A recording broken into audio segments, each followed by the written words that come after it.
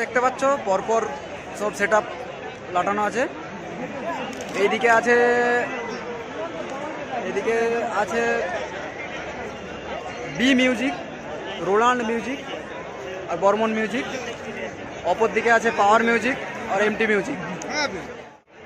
তো তোমাদেরকে back camera করে দেখাই ভিউ কেমন আসছে। এখানে অনেক লোক, পশ্চিম মেদিনীপুরে মনে হচ্ছে আর লোকই নেই, সব এখানে।